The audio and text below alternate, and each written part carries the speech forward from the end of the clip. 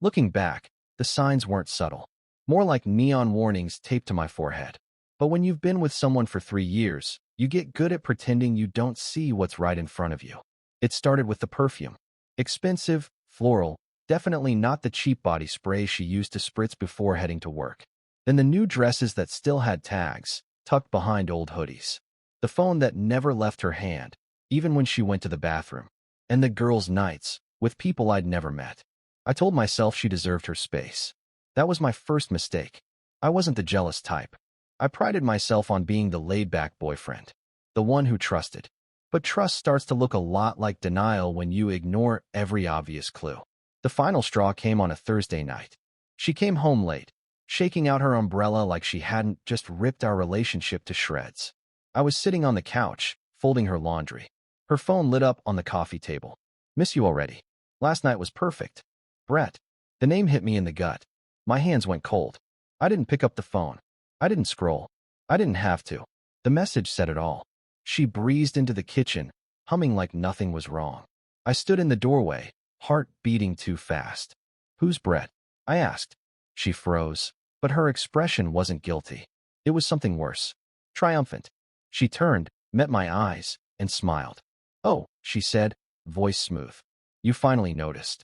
I swallowed hard. Noticed what? Brett is my boss. And yes, we've been sleeping together. For about 2 months. I felt my ribs tighten like they were caving in. My brain scrambled for something to say, but she just watched me, almost amused. I needed a real man, Caleb, she went on, picking up her smoothie like we were discussing grocery lists. Someone with ambition. You're nice, but you never want more. You spend your weekends with Nick playing video games. You're stuck. I thought about all the nights she'd come home late and kissed me like nothing was wrong. About every time she'd curled up next to me, her phone tucked under her pillow. You told Heather? I asked, voice hoarse. Her smile widened. Of course. She and Nick both know. They agree this is for the best. That landed harder than the cheating. These were my friends. My people. The ones who came to my birthday last month and toasted to our future. I pulled out my phone, opened our group chat, and typed. Is this true? Nick's reply popped up first. Dude, she deserves to be happy. Heather added. I'm sorry, Caleb. We didn't want to hurt you. I stared at the screen, breath caught in my throat. 3 years, and this was how it ended. With a group text and a shrug. When I looked up, she was watching me, expecting me to explode. Maybe she'd practiced her story already, how her pathetic ex couldn't handle the truth. Instead, I felt something snap into place. A clean, cold clarity. I smiled. A real one. It startled her enough to flicker that smug expression off her face. I walked to the bedroom and pulled my old duffel from the closet. Threw in my laptop, some shirts, my hoodie. That's all I wanted. That's all that was mine. When I passed her again, she tilted her head. Where are you going? Out, I said. My voice was so calm, it didn't sound like me. And Jessica? Keep the apartment. Brett can help with the rent. I didn't wait for a reply. I walked out into the rain, shut the door behind me, and breathed for the first time in months. I didn't have a plan. My keys felt heavy in my pocket as I got in my Civic and drove into the wet darkness. For a while, I circled the same blocks, headlights reflecting in puddles. Every stoplight felt like a question I didn't want to answer. 3 years together, gone in 15 minutes. And she'd stood there smiling like she was proud. At last, I pulled into the Blue Spruce Motel. The sign flickered, half burned out, promising VA ANSI. Good enough. The office smelled like old coffee and floor wax. The clerk, a tired man in a plaid shirt, slid a key across the counter without asking why I looked like I'd been hit by a bus. I walked into room 12. It was exactly what I expected. Thin carpet, a stained bedspread, a bathroom the size of a closet. I set my bag down and sat on the edge of the bed, staring at my hands. My phone started vibrating almost immediately. I ignored it. For once, the silence was better than knowing. Eventually, curiosity won. I turned it over and read the first notification. 32 missed calls. Dozens of texts. The first was from Jessica.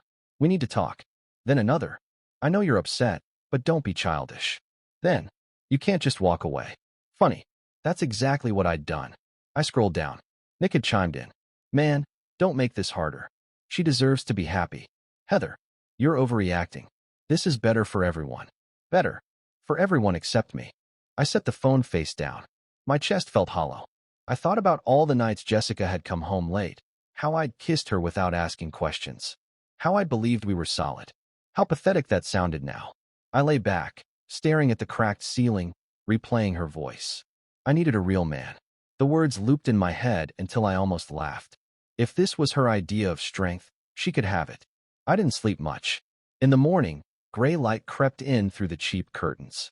I took a lukewarm shower and checked my phone again. New notifications. Jessica had posted a black and white selfie on Instagram, captioned, "Sometimes you have to walk away from toxicity." I closed the app before I could see the comments. I knew exactly what they'd say. Then an email pinged. Subject line, "Creating a safe workplace." I opened it slowly. HR had sent a memo about supporting employees experiencing personal challenges. No names. But I could picture her sitting in that office, tears ready on cue. I set the phone aside, exhaled, and stared at the carpet. This was what it felt like to have everything fall apart. I'd expected rage, some surge of righteous anger. But mostly, I felt tired. Like I'd been holding up a crumbling wall, and now it was finally down. A soft knock at the door made me jump. It was the clerk, Carl, his tag red, holding a styrofoam cup. "You look like you could use coffee," he said. "Thanks." My voice came out rough. He didn't ask questions, just gave me a nod that felt almost like respect. I sat back on the bed, sipping the burnt coffee. For the first time in years, there was nothing to pretend about. No image to protect. Just me and the truth. And honestly, that felt almost peaceful. It was almost noon when I finally turned my phone back on for good. If there was a record for the most notifications in 24 hours, Jessica had probably broken it. First, the texts. Then the missed calls. Then the social media pings that felt like little paper cuts. I knew I should just delete everything, but part of me needed to see how far she'd go to rewrite history. The answer was pretty damn far. Her Instagram feed looked like an audition tape for a reality show. A black and white selfie where she somehow managed to look both devastated and glamorous. A caption that read, "When you find the strength to walk away from manipulation." I swallowed, feeling my stomach twist. The next post was worse. A carefully typed paragraph accusing me of controlling behavior and emotional neglect. According to her, she'd been terrified to be honest because I was volatile. I almost laughed out loud. Volatile? I'd spent 3 years bending over backward to avoid conflict. She could have set my car on fire, and I probably would have apologized for parking it wrong. I scrolled through the comments anyway. "We love you, Jess. So proud of you. You deserve peace." "He sounds toxic." The likes climbed into the hundreds. Some were names I recognized. People we'd invited over for barbecues, who'd sat at our kitchen table and told me I was such a good guy. I set my phone down, heart thumping. My pulse felt like it was in my ears. I couldn't remember the last time I'd felt so thoroughly alone. A text came in while I was staring at the ceiling. It was from Heather. "If you care about her at all, don't make this worse by defending yourself. Just let her heal." I bit my lip so hard I tasted blood.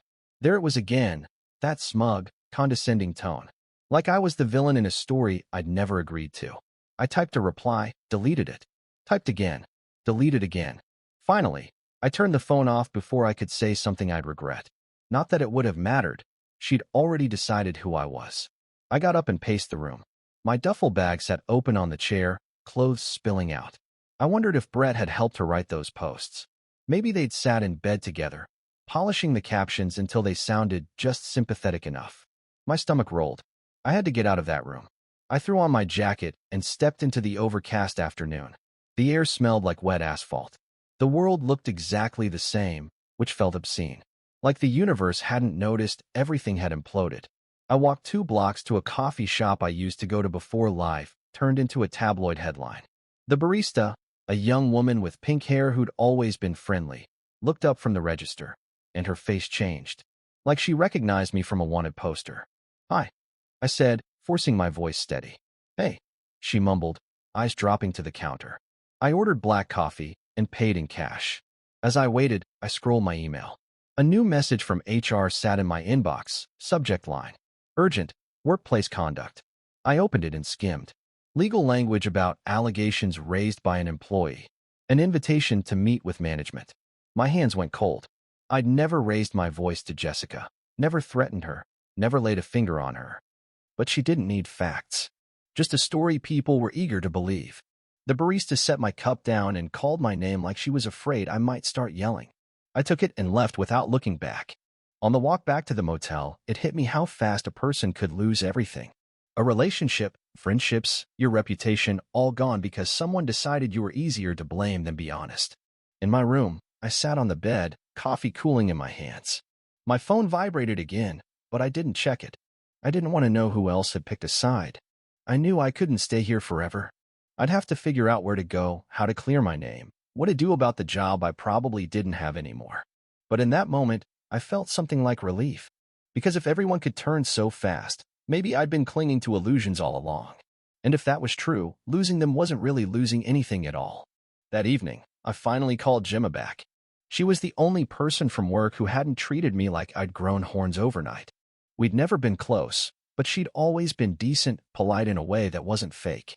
She picked up on the first ring. "Caleb." "Yeah," I said, voice rough. "I got your message." She hesitated. I could hear papers rustling in the background. "Look, I don't want to get in the middle of your personal stuff, but people are talking." "Talking how?" I asked, though I already knew. She sighed. "Jessica's been telling everyone you were controlling, that she was scared of you, that you followed her." I closed my eyes. My hand clenched around the phone. "Did she say I threatened her?" "Yes," Gemma said quietly. "She said she had to leave because she feared for her safety." I almost laughed. Feared for her safety? I'd barely raised my voice the entire time we were together. But that didn't matter. People believed the version that made them feel righteous. "Thanks," I said, "for telling me." "I don't think everyone buys it," she added, voice low. "But nobody wants to say anything. You know how this place is." Yeah, I knew exactly how it was. Everyone would nod along, pretend to be supportive, and then avoid me in the break room. When I hung up, I sat for a while, staring at the tacky motel curtains. Then I got up, pulled on my jacket, and drove to the storage unit I'd rented last year. I needed clean clothes, something that didn't smell like cheap soap and regret. When I stepped out of the car, I nearly collided with Juliana. Juliana, Jessica's best friend since college, the one who'd been in our living room 100 times, drinking my coffee and calling me the sweetest guy. She looked up, startled. "Caleb." "Hey," I said, too tired for small talk. Her eyes darted around like she was afraid someone would see us. "Can I talk to you?" I shrugged. "Go ahead." She pulled her jacket tighter around her shoulders. "I know you probably hate me." "Depends," I said. "Did you know about Brett?" Her face crumpled. "Not at first. I swear. She told me after a few weeks, when she'd already decided to leave you." I didn't reply. There wasn't much to say. She's done this before," Juliana whispered. "The guy she dated before you, same thing. She cheated on him with her boss, then told everyone he was unstable." Something shifted in my chest. "What happened to him?" "He moved away. Quit his job. I think he was too embarrassed to stay." I exhaled. "Why are you telling me this now?" "Because it's not fair," she said, voice trembling. "I didn't know she'd lie about you being dangerous. And she's not going to stop." I studied her face. She looked genuinely scared. "Not of me, of Jessica." "Thanks," I said finally. "I appreciate you telling me." She nodded and walked away, hugging herself like she was cold. I drove back to the motel with the box of clothes in my passenger seat. My phone buzzed again, a message from Nick. "Man, you need to stop making a scene. You're making everyone uncomfortable." Uncomfortable. That word stuck to my ribs like glue. It was easier for them to call me dramatic than admit they'd picked the wrong side. I didn't reply. There was nothing left to say. Back in my room, I dropped the box and sat on the bed. For a long time, I didn't move. I thought about the way Jessica looked when she told me the truth, like she was finally free of a burden she'd never deserved. Like I'd been the problem when I'd just been convenient. I wondered how many other people she'd done this to. How many more she'd do it to until someone finally called her out. Then my phone buzzed again. This time, it was an Instagram message from an account I didn't recognize, profile picture of a woman in her 40s, elegant, wearing pearls. The message was short. "I believe we need to talk about my husband and your girlfriend. Coffee tomorrow?" It was signed, Mrs. Bennett. And just like that, everything shifted again. The next morning, I woke with a knot in my stomach that felt like it had set up permanent residence. Mrs. Bennett's message kept looping in my head. Who was she? What did she know? And why had she reached out to me? I had no choice but to find out. We arranged to meet at a small, quiet coffee shop on the edge of town, One of those places with vintage lamps and mismatched chairs that pretended to be cozy but was really just another front for overhearing secrets. I arrived early, nervously nursing a black coffee. My phone buzzed in my pocket, but I ignored it. Then she walked in. Mrs. Bennet was nothing like I expected. No icy glare, no judgment. Instead, she was elegant, poised, with an air of quiet determination. Mid-40s, sharp eyes, and a smile that hinted she'd seen too much to be surprised by anything. "Caleb," she said, extending a hand. "Thank you for coming." "Of course," I replied, shaking her hand. "You wanted to talk about Jessica and your husband?" She sighed. "Yes. I've been gathering information for months. Jessica isn't just a reckless girlfriend. She and my husband have a long history, patterns of lies, manipulation, and ruin." My heart pounded. "How long?" "Years. Several women before you. Same story every time. Affair with my husband, then lies, then character assassination. I've been documenting everything. Emails, texts, even security footage." I blinked. "Security footage?" She nodded. "We have recordings of them meeting in places they shouldn't be. We even caught her sabotaging other employees who questioned her story." I felt a strange mixture of shock and relief. Shock at how deep this went, relief that I wasn't alone in this. Mrs. Bennet slid a manila envelope across the table. "This is just a fraction of the evidence. I'm planning to go public soon, but I need allies." I stared at the pile of documents, my mind racing. "So, you're saying Jessica's been playing this game for years? Using your husband, then destroying lives?" "Yes. And I think it's time someone put an end to it." I swallowed hard. "What do you want me to do?" "Show up at the company party next week. Let things unfold naturally. I have a plan to expose everything." I nodded slowly. "Sounds like a mess." She smiled grimly. "Messy, but necessary." As she left, I realized this was bigger than me now. This wasn't just about betrayal or broken trust. This was a storm, and I was right in the eye. The night of the company party arrived with a strange mix of dread and determination. I wasn't sure what to expect, but I knew I couldn't let Jessica control the narrative anymore. Mrs. Bennet had been right. Sometimes the best revenge was just showing up and letting the truth do its work. The venue was a fancy hotel downtown, all crystal chandeliers and stiff drinks. People mingled in tuxedos and cocktail dresses, laughing like nothing was wrong. I felt like I'd stumbled into a movie set for a corporate drama, except this one was painfully real. Jessica spotted me the moment I walked in. Her face went from confident to pale in seconds, a reaction that almost made me smile. Brett was with her, looking as uncomfortable as I felt. His usual cocky grin was gone. Before I could say a word, Chloe, our mutual friend who'd sided with Jessica, slurred over, clearly tipsy. "You've got some nerve showing up here," she said loud enough for half the room to hear. I smiled, calm as a Zen master. "Nerve? Nah, just patience." Chloe sputtered, but before she could say more, Gemma stepped forward. "The same coworker who'd warned me weeks ago. I think we all want to hear the real story," she announced, holding up her phone. Suddenly, the projector flickered on behind Jessica, and to everyone's shock, a slideshow began playing screenshots of Jessica bragging about her conquests, texts where she mocked coworkers, plans to smear innocent people. The room fell silent as the evidence unfolded like a bad soap opera. Jessica's face twisted in desperation. "That's not real. It's all lies." But the real showstopper came from Jacob, one of those friends who'd switched sides so fast it made me sick. He'd been filming the whole thing on his phone. When Jessica screamed at me, accusing me of ruining her life, Jacob accidentally caught her complete meltdown. "Jay loves me," she shrieked. "We're going to have a life together." Then Mrs. Bennet appeared, walking calmly to the front with divorce papers in hand. "The life is over," she said coldly. The room erupted in whispers and shocked glances. The carefully crafted illusion shattered like glass. By midnight, Jessica had stormed out, mascara running down her cheeks, and Brett was locked away with HR, facing questions he never wanted to answer. Friends who'd once defended her now avoided my gaze. I felt the weight of years of lies lifting, replaced by a quiet satisfaction. The aftermath of the party hit faster than I expected.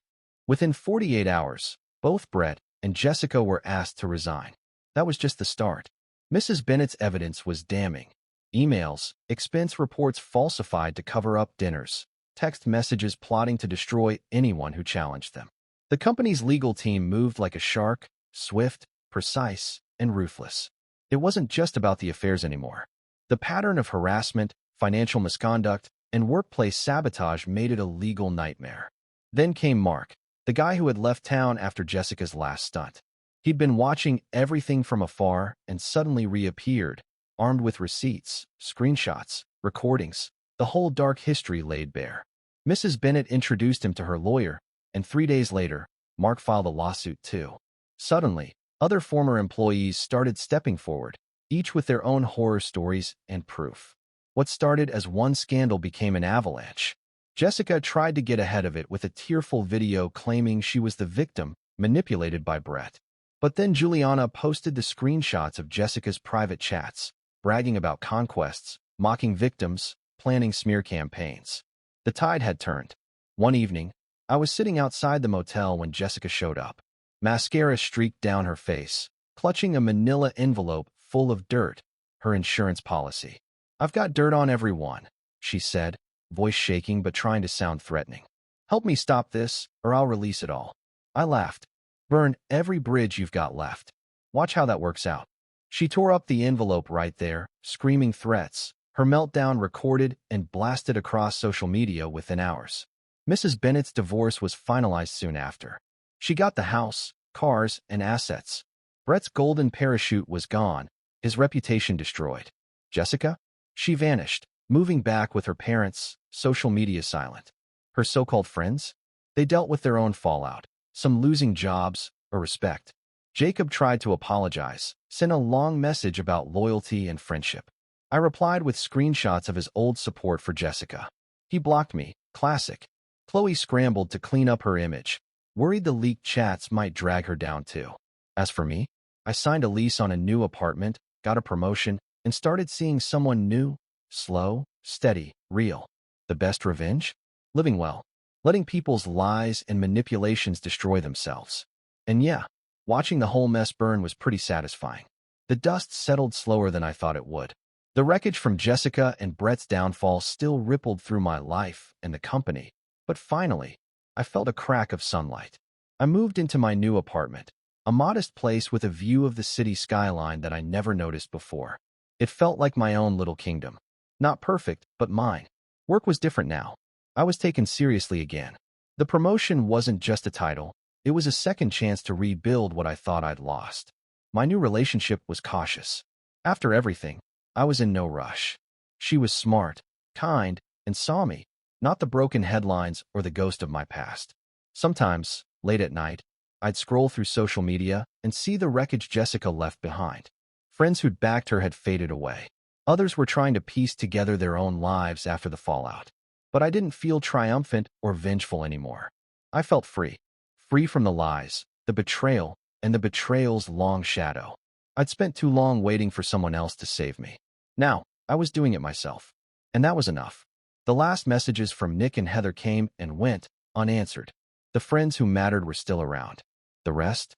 Let them learn the hard way. If I learned one thing, it's this. Sometimes, the best revenge isn't drama or scheming. It's just living well. Stronger, smarter, and with your dignity intact. Jessica's story is over. Mine? It's just getting started.